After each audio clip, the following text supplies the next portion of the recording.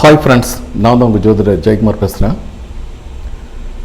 June மாத ராசி பலன் 2024.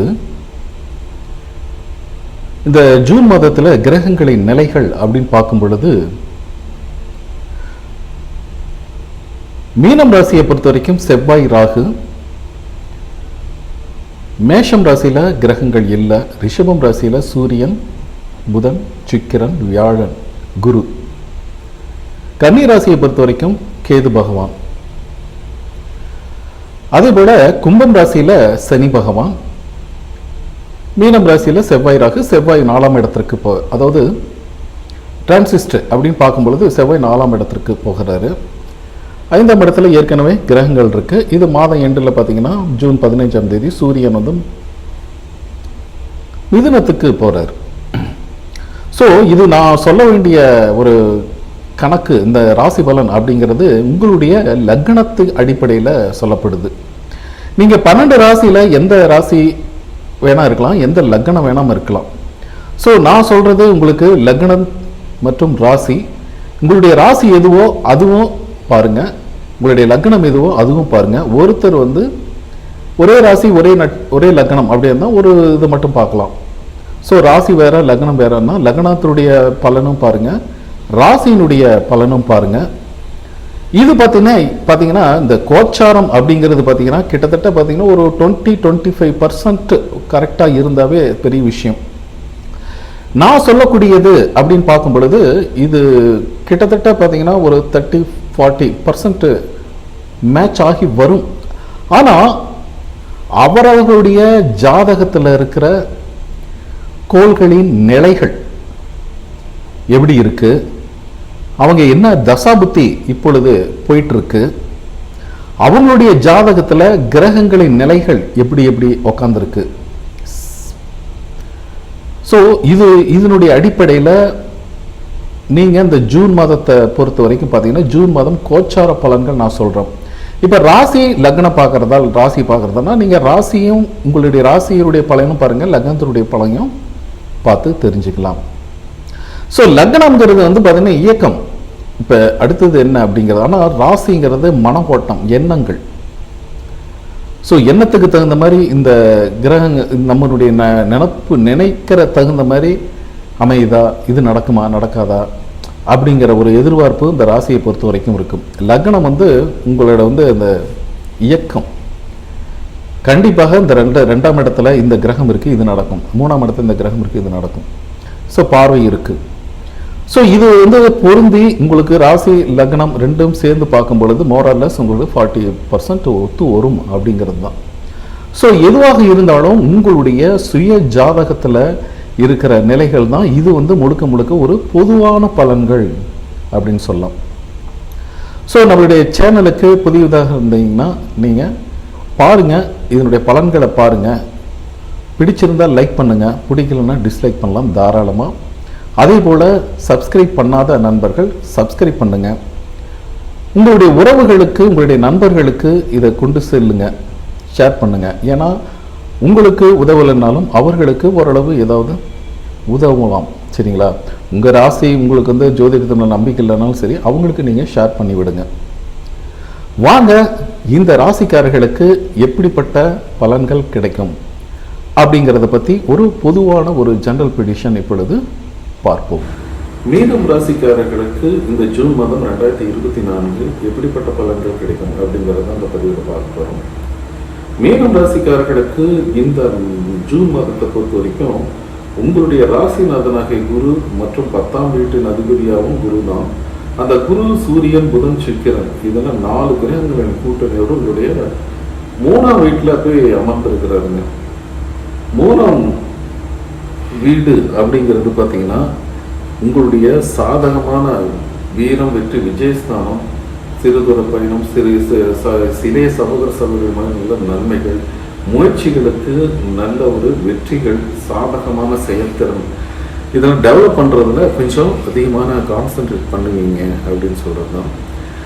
நீங்கள் உங்களுடைய உங்கள் கூட ஒர்க் பண்ணுற அல்லது சக ஊழியர்களை ஓரளவு டிபெண்ட் பண்ணி இருக்கிறது. அதாவது அவங்க வந்து இந்த வேலையை நமக்கு செய்யணும், வேலை கூட கொஞ்சம் அதிகமாக இருக்கும், இந்த வேலையை நீங்கள் கொஞ்சம் அவங்க செஞ்சு கொடுப்பாங்களா அப்படிங்கிறது கொஞ்சம் இருக்குது, சரிங்களா. ஆனால் அவங்களும் உங்களுக்காக அந்த வேலைகளெல்லாம் உங்களுக்கு ஹெல்ப் பண்ணுவாங்க. எந்த தொழில் செஞ்சாலும் சரிங்க, அந்த தொழில் நல்ல வியாபாரத்தில் வந்து 7ஆம் வீட்டில் கேதுவின் இருப்பு அப்படி இருக்கு இல்லையா, இது வந்து பார்ட்னர் வச்சு பிஸ்னஸ் பண்ணுறதுக்கு வந்து கேது அப்படிங்கிறது விட மாட்டார்.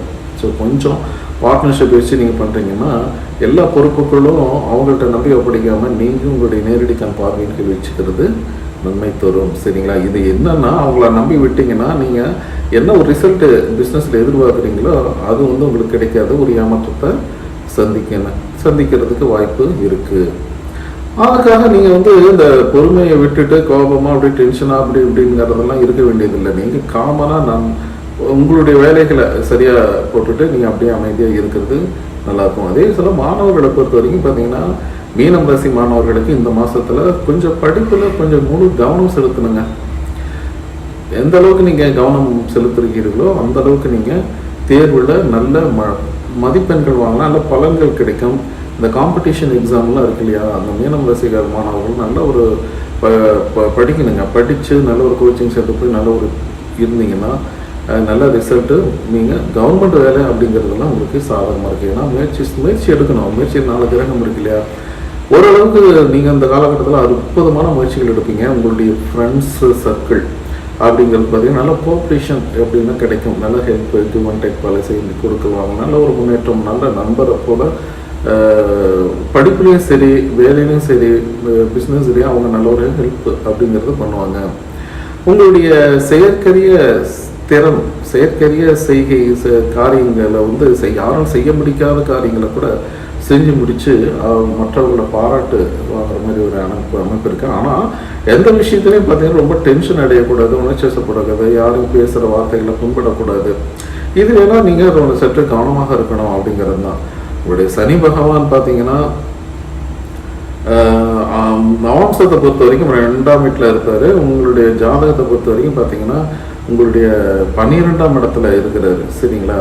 இதனால் பேச்சில் வந்து ஏன்னா 2ஆம் இடம்னு சொல்கிறது வந்து இந்த சனியின் பார்வை வந்து உங்களுடைய 2ஆம் இடத்துல இருக்கு இல்லையா. ஸோ பேச்சில் வந்து பார்த்தீங்கன்னா கனிவான பேச்சு இருந்தால் நல்லது.